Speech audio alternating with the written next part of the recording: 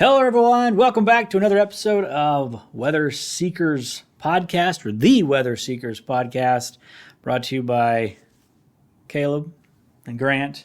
In a previous episode, we kind of just talked about the general idea for the podcast. This time, we wanted to help you get to know us. We're going to be in a lot of these, and we're going to be doing these interviews to a lot of the people that work here. So why don't we just do them on each other? Right, yeah. We gave some brief little insight to who we were last episode, so let's dive in a little bit more. Yeah. So first of all, let's get to know Caleb first.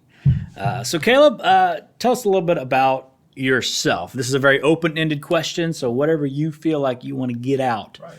Yeah, well, Grant, I like candlelit dinners and long walks on the beaches. Oh, wait, sorry. That's probably a different profile. This is a different profile. Okay. About me. So I guess I'm from Tennessee. As I mentioned last time, you called me a country boy at heart. I grew up in rural Tennessee on the Cumberland Plateau, a town called Sparta. And so with that, I love all the things outdoors, hunting, fishing, hiking, you name it. That's why I really enjoy. Other things about me, other hobbies include I like sports. So SEC, growing up in the Southeast, is big. Mississippi State, where I went to school, I still keep up with them. And as far as NFL goes, I like the Titans. All things Tennessee. Oh, yeah, of course. There's not much teams to root for here in Alaska, so I try to keep up with my teams back home. Other things, I enjoy cooking. I recently just bought a Traeger, actually. Yeah, so smoking all the meats. Yeah, and some of the stuff you brought in before has been delicious. So now, get you some good equipment. I'm going to be eating really good. I mean, Caleb's friends are going to be eating really good. Yeah, I like to share, So one of the great things about here in Juneau, we get out and we can go hunt. So there's deer locally. Mm-hmm. I went on a few moose hunts up in Fairbanks, and so I brought some of that stuff in. So yeah, anytime I can share a little bit of what it's like from harvesting yourself locally and bring it into the office. I like doing that. Yeah.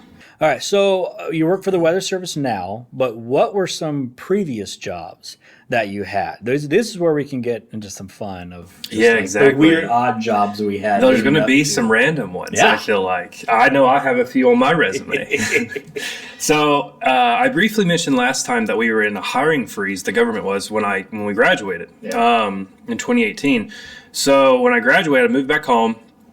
And, I had bills, tuition and everything coming up. So I had to find a job. And what I decided to do was go into banking, oddly enough.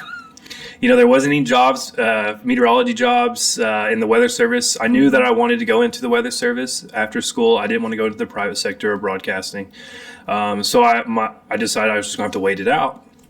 So looking around town, I decided banking. That's what I was going to do. So I was a loan officer. So I was, doing loans for things like cars and RVs and houses and property. And you know what? I actually enjoyed it. And, it gave me something to do and it paid the bills, All right. Hey, that's fun. Any other odd jobs you had, even in high school or college? Right. I had a few jobs in college. I think my favorite one was probably a retail store. We had a Mississippi State apparel. So kind of like, I don't know, are you familiar with Hibbett's at all? Yeah. Any kind of like your athletic stores, that's similar to that. And so we had all things Mississippi State, whether it be cooking or clothing or pictures or anything, you name it, that store had it. And, I enjoyed that, having game days. The game day weekends were huge, working there. And then you get to meet all the people, all the families and the kids from the school come in. And it was a really good gig. I like that one a lot. All right. And so you say you wanted to go into Weather Service when you were done with college. So why did you choose the Weather Service over broadcast or private or anything else? Like why did you go to Weather Service? Well, I think the big thing for me was going into college. Actually, interesting enough, I thought I wanted to do broadcasting. I went to school. Mississippi State has a really good broadcasting program, and going into it, that's what I thought I was wanting to do. But once I got there and I started looking into the program a little bit more, I wasn't as familiar with the operational side. I really was only familiar with broadcasting, as you see on TV. That's like the main thing you see all the time as a meteorologist. Yeah. Your local news person. So when I got into school, I learned about this whole other world of operational meteorology and how, you can use your skills as a meteorologist and you can use them for a wide variety of things, whether it be working for the government agency, working for private sector, whether it be agriculture or energy production. I mean, there's a wealth of industries out there that you can apply those skills. And so I thought it was interesting that the interaction that you get in those positions with your partners or with your the people that you're serving. Whereas broadcasting is, you're broadcasting to the public on TV, but it didn't seem like you were able to interact as closely at times. And I also found out a little bit about, the details of the hours and, what all goes into being a broadcast. And long story short, it seemed to be more appealing for me to go into the operational side. So that's what I did. I changed my major to operational meteorology. And then after 4 years later, there I am with the degree. And my time here, Juneau is my first office I've been in my career. I did some volunteering at the Morristown office near Knoxville, Tennessee. So I really learned one summer what it was like to work for the National Weather Service, and that was a good experience. It gave me some clues on what day-to-day operations are like. Yeah. And that really just solidified my decision of wanting to go into the Weather Service. I realized, they were, interacting on social media with the public, and then they were, making the forecast, issuing watches and warnings and advisories for severe weather, and then winter weather as well in that office. And then also working hand in hand with their partners. So a partner, when I say partners, what I'm referring to is, city officials, emergency managers, as well as state officials, any kind of park rangers. And in East Tennessee, there's a lot of parks. You have the Appalachian Mountains there. Yeah. And so working hand in hand with them. So that really solidified my decision.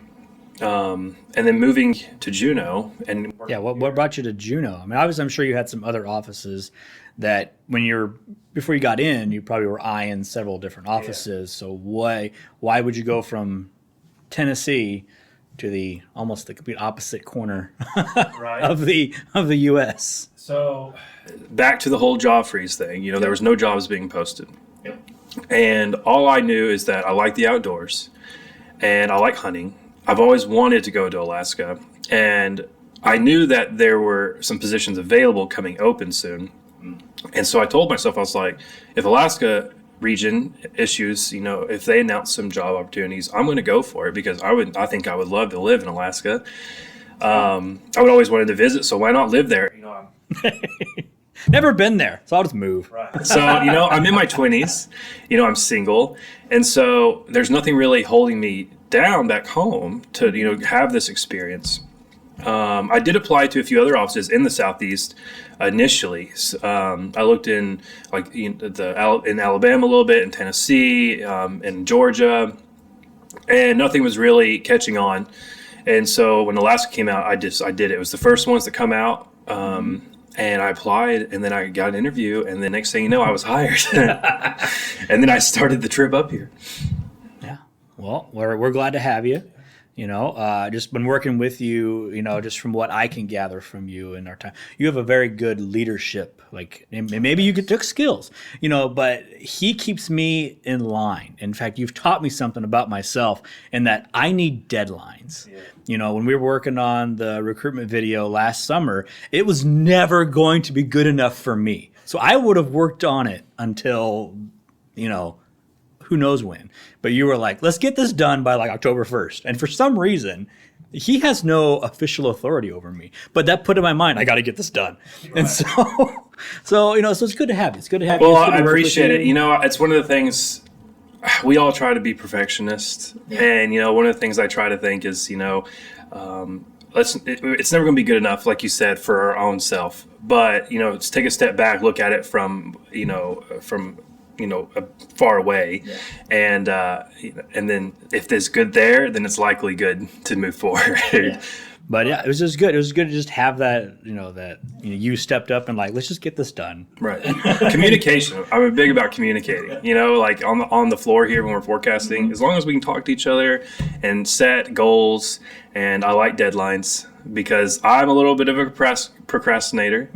So if I give myself deadlines, it helps me as well. Yeah, well, it's definitely helped me, because even now I'm starting to I just want to get this done in the next 2 weeks. For some reason, just putting that... It helps. Yeah, it does. Yeah. So that's something you've thrown in my direction. So you like communication as part of the forecast. So, what are some other aspects of as a forecaster that gets you out of bed and gets you into the office 40 hours a week? Right. Well, I don't know. It's like a mindset thing a little bit. If you think about our job and you think about our other coworkers, and you kind of poll everyone, and it's like there's a theme, I feel like, with us meteorologists. It's like it starts young. You get the itch when you're young. And, almost everyone I've talked to that's in this profession, it's like, oh, I've known I wanted to be a meteorologist, whether it be broadcasting or government or private sector. It's always started at a young age. There's a few out there that later in their academic career, they decided to, move into meteorology. But most of the time, it starts young, and that was my case. At a young age, I knew that I wanted to study meteorology. And then, as I mentioned earlier, I decided the operational track when college. And I think since I've been here, what gets me excited about work is that the weather's always changing. Not every day is the same. I mean, you're doing the same task, you're making a forecast, but you're never really also messaging the same thing. You can always message differently, a different aspect. Here in the summertime, the weather can get a little benign. So you have, either light rain or you have sun, and the temperatures are more moderate.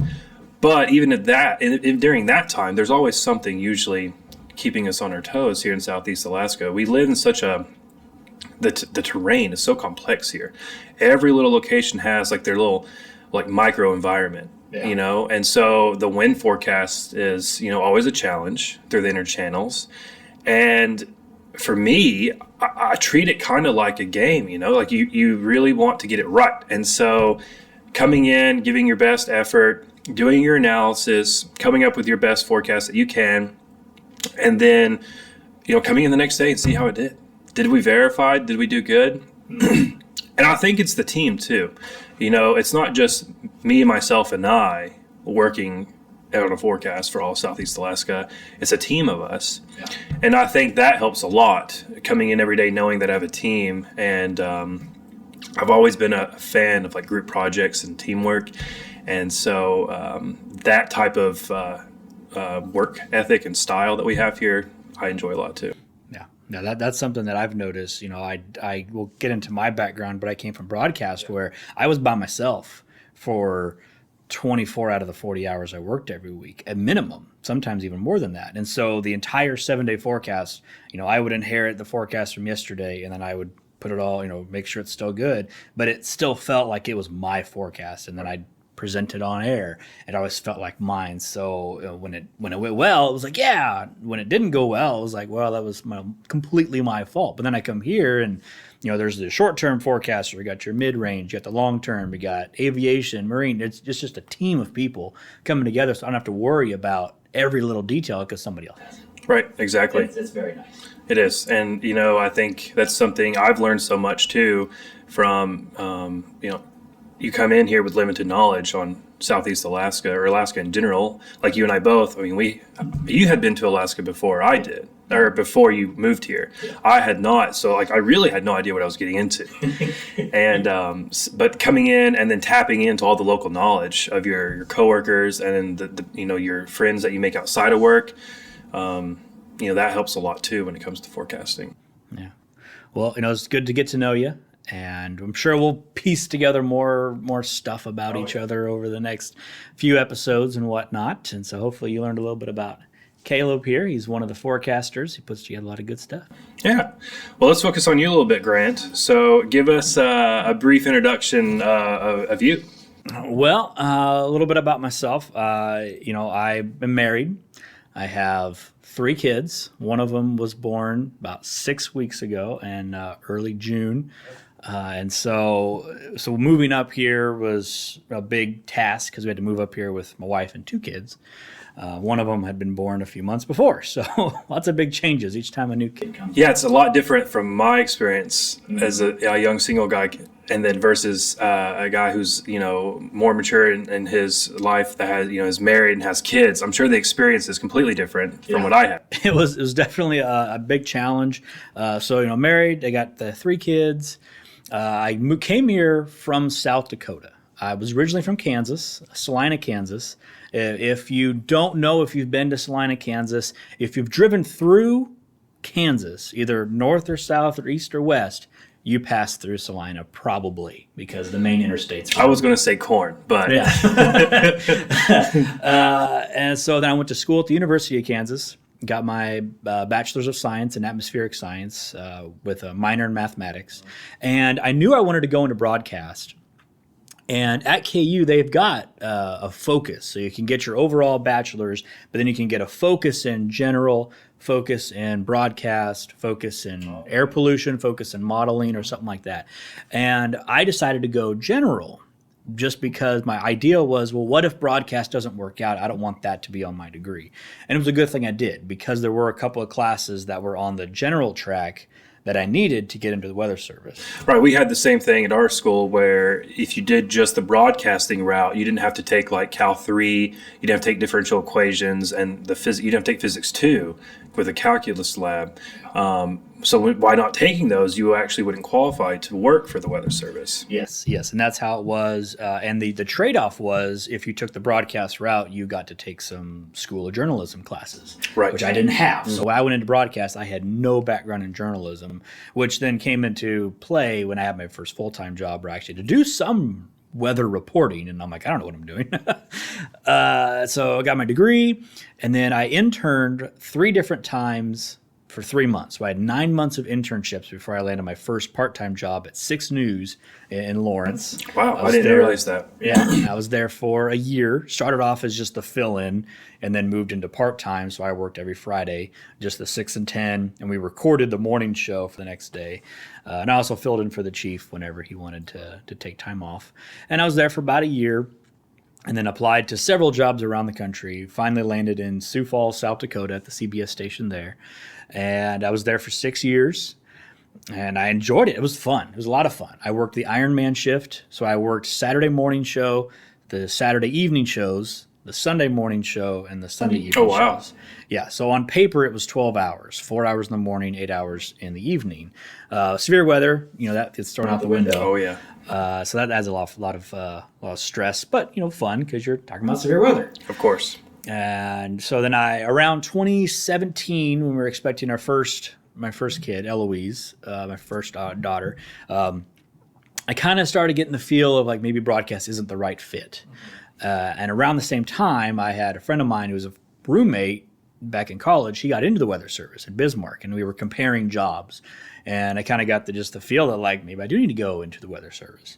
So I signed one more contract with the station in Sioux Falls. And then over the next 2 years, I applied out, which, there's a hiring freeze. So there wasn't a whole lot of opportunities. Right. And then 2020 came around. October 19, I had to submit, official paperwork that I'm not going to sign again. Mm-hmm. So I did that. And then March 1st was my last set of shows. I walked out of the studio around 10:35, 10:40 for the last time. And I don't know if you remember March 2020, but there was just a little event that happened around the world that kind of shut everything down. And so, I left with no job, no interviews, no nothing, just throwing all these eggs in this basket of weather stuff. Yeah, we try to forget about that that time. Yeah, and so I got, try to get a few jobs here and there, interviewed at like Target, a coffee shop, wasn't landed anything. And then I finally got a job detailing cars. I remember you telling me this. That's what I did. Before I got the job here in Juneau, I detailed cars. So right. I need to hit you up sometime to see if you can break out the old skills. That's fine. There's really not a lot to it. And so that's a little bit about me. Outside of work, I play guitar, usually for church. I got acoustic, electric, bass, I don't have my own bass guitar, but I want one. We have a piano. We have a violin. I eventually want to learn. Oh, so you have a lot. Yeah. More than I realized. Yeah, the ukulele.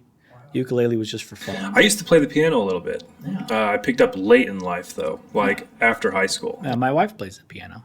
She'll tell you she's not very good. She's lying to you. That's what all pianists say. She is fantastic. Our kids like to hear her play and sing. You're very critical of yourself when you play piano. I don't know why that is. I'm sure it's with any instrument, but I played a guitar a little bit, but it wasn't for me, and I moved to piano. But it seems to be a theme. Every person that plays piano, they're like, "Oh, I'm not that good," and then you listen to them, and they're like, "It's great." You're fine. And then drums. That's another one. Drums that I do. Yeah. And so I do that for church on Sunday mornings, when work schedule isn't quite so crazy. Right, yeah. I, too, like the outdoors, fishing. And you have to, right, to live here? You really do. Hiking, climbing mountains and going on trails. It's all fun. I like food. Would you say that your greatest accomplishment since moving here is this, your beard? It has gotten bigger, but the last time I shaved was February 29th, 2020. Because I know in broadcasting, typically you don't have... Yes, the station I was at did not want me to... And I've seen pictures of you, and it's like a completely different man. I had a beard before. I had a beard or some kind of facial hair through college. And then I applied to the station in Sioux Falls, and they wanted me to be beardless. And so for 6 years, I just kept poking them about wanting a beard back. And then I left, and then as soon as I was done, I started growing the beard back out. And it's just been... Well, I got to say, I'm very jealous of the beard action there. Well, that's really cool. So in Juneau, since you moved here, right, you came from communications background, you came from broadcasting. I will say that you personally, it's been great having you here in this office because you've taught me so much about just communication. You've really spun up our social media program and enhanced it a little bit with some doing videos, which we weren't doing that before you got here, really. We were doing it a little bit, but you really pushed us the rest of the way through. And I got to say, I think the feedback we're getting from the public is they enjoy them. And I think it's a great way to message. So I'm very happy to see that. And then what we're doing today, like getting the podcast pushed through, thanks to you, you've been a real big component to this and helping us get it through. So I would say it's probably a no-brainer then that you obviously like the communication side of the house. Is there anything else or maybe a scenario in particular, a past weather event that stands out to you that you would like to share with us? Some takeaways? Well, I think for this one, for here in Juneau, we had an event where the lead forecaster we had some big rain coming on top of lots of snow. Mm-hmm. So he was concerned with flooding. Typical Southeast Alaska. Yeah. And there was just this point, we were on the ops floor, the WCM and the lead were like, we got to do some kind of briefing. A briefing package. With the partners. We want to do a live briefing. And there was just this moment where like, Grant, could you get this spun up in 2 hours? And I was like, yeah, I think I can. And so they took care of all the forecasting side, made sure the forecast was going to be there and they could issue the flood watch while I spun up the briefing packet and got the video going. And we got it all going and it was ready in 2 hours. And then we did another one the next day. And so that was kind of fun, just having that challenge of like, do you think you can get this done? Yeah. And I did it. Yeah, I would say like the teamwork thing that we talked about, and then, having someone in the house like yourself who can easily spin up in a relatively short amount of time and give a briefing package of our forecast. And you do it well. So it's really nice to have. And I think, you're doing some training for other people too. So, I'm working on it myself. I have a similar scenario where there was a big flooding event and atmospheric river was moving through, and it was before the Haynes landslide, actually. Okay. And we did our first ever Facebook Live. I went on Facebook. We were starting to see some indications that it was going to be pretty severe and that landslides were a possibility. So we went on Facebook Live, and I did that for the first time, and it was foreign, but it was because of that. Well, we got a lot of comments from the public saying that it was because of that video that they took action. So I think having multimedia, doing the videos is really good for us. Yeah, and here in Southeast, it's such a challenge, just that balance of being able to make those videos, but also make them accessible to anybody who wants them. And that's why I tend to try to lean toward YouTube, posting the videos to YouTube and then linking them on Facebook and Twitter, because you don't have to have an account to watch the videos on YouTube. True. And it's also easier to send them. But, Southeast, there's so many areas that you just can't get data. And so it's just that balance of not only having video briefings, but we also have to have regular emailed briefings of text. So that way we can get as many people as we can. And so that's also the fun challenge of Juneau. Yeah. I was just thinking of, for our local listeners here in Juneau, it would be interesting to know, what are some of your favorite things to do in Juneau? And then I'll tell you mine. I think yours might be a little different since you have a family. I'm interested to know what that is. Oh, some of the fun things I like to do. We have a pretty good network of parks, and my kids like to go to those. Oh yeah, with the equipment, with the kids' equipment stuff. Yeah, so that's always fun to do, and just watch them run around. Also, as a dad, I'm like, yeah, get tired. You're going to take a really good nap today. That's always fun. My wife and I like to try new foods, and when we find a new food place, Juneau's great for food. Food trucks. I like in food trucks. Just going to find these places that, and also places we can't get down south. My wife's from South Dakota. I'm from Kansas. So obviously all things seafood, I'm already there because Red Lobster was our place you can get seafood. I do miss Red Lobster. They're biscuits. The cheddar biscuits. Yeah. And so I like doing that. Also, the outdoor stuff, the fishing. Obviously. Sometimes I'll just go, or I'll take one kid and we'll just go fishing, either, at one of the docks or just go to North Douglas or something. But if I take the whole family, then it's like, okay, where do we go that has a little beach that the kids can play at? And so that's kind of fun. And then when I catch something, the kids get all excited and they just stand by me for the next 15 minutes. And I'm like, I caught one. You got to wait a little bit.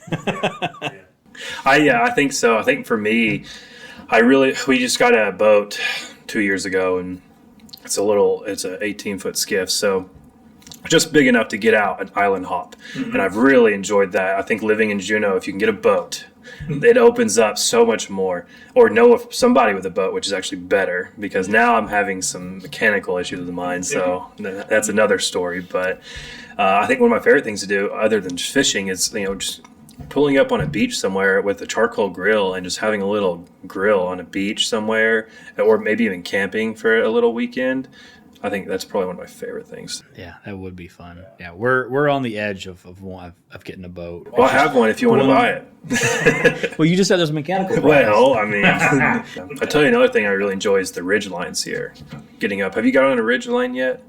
No. Hiking at all? No. Got to do it. I think Mount Juneau is probably my favorite. I've been told that's a good one. Yeah. I haven't gotten up there yet. It's not easy by any means, but it's not super hard either.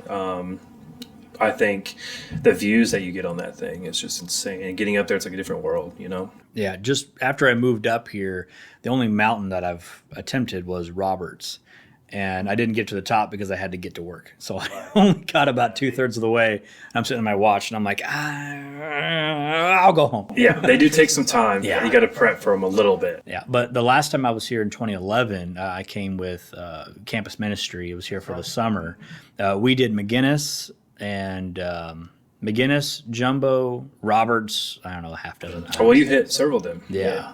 Jumbo was probably my favorite. McGinnis was a challenge. It was rough. Did you make it to the top? We did. Oh, wow, that's a long way. We made it to the top and saw all of quarter-mile visibility because we went on a bad day, apparently. Bummer. But, yeah, it was good. We made it to the top. Yeah. So it was fun. Nice. Well, is there anything else you'd like to share with the audience before we close out? No, not really. Really, if you have any questions, feel free to email us. That's another shout out for really any questions, either about us or about any of the forecasters that you may see, or just any weather questions. Yep. Where, we like to talk about ourselves. Yeah. Juneau.weather@noaa.gov, and in the subject line, call it Weather Seekers Podcast, and that will go right to us, and we'll answer any questions you guys have for us. But we hope you enjoyed this episode and getting to know Grant and myself, and we'll see you next time.